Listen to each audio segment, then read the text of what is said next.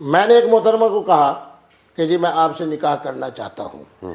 اس نے کہا جی میری بڑی خوش نصیبی ہے کہ مفتی عبدالقوی جیسا آدمی میرے جیون ساتھی بنے یا میری زندگی میں آئے. اب مجھے پتا ہے کہ اسلام مجھے کیوں روکتا ہے کہ جناب میں ایسا نکاح نہ کروں. پچھلے دنوں کے اندر اتنی ایک زبردست محترمہ کے ساتھ میرا نکاح ہوا ہے تقریباً 40-45 دن پہلے.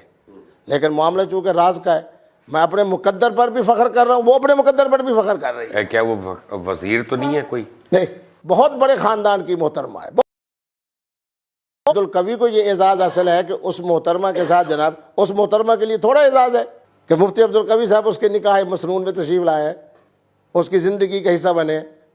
تو معنی یہ ہے کہ آپ نے سلامی میں کیا دیا تھا؟ بات یہ ہے نہیں بتائیے، آپ نے بتا ہی دیا تو یہ راز کی باتیں ہیں. نہیں، راز نہیں، کچھ تو دیا ہوگا نا آپ نے. یہ ٹویوٹا کے ٹائر تو نہیں دے دیے نا پکڑ کے کوئی آپ نے؟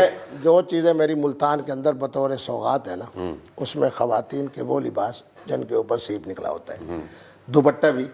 تو اس طرح کے تحفے میں جب لے کر گیا تو یقیناً دل تو پہلے وہ دے چکی تھی، ان تحفوں کو دینے کے بعد مزید انہوں نے دل مجھے جیولری میں کیا دیا؟ نہیں جیولری میں کچھ تو دیا ہوگا، نہیں انگوٹھی تو دی ہوگی نا. اچھا اگر میں یہ کہوں کہ وہ مجھ سے زیادہ مالدار ہیں پھر وہ مالدار ہونا اور بات ہے، لیکن آپ کے اپنے دل کی بات یہ باہمی رضامندی ہے. انہوں نے آپ کو کیا دیا؟ بہت کچھ دیا ہے.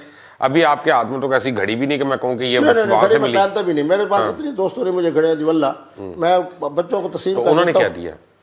انہوں نے پہلے تو دل دے دیا، واہ سبحان اللہ. پھر میرا جسم میری مرضی، اپنے پورے جسم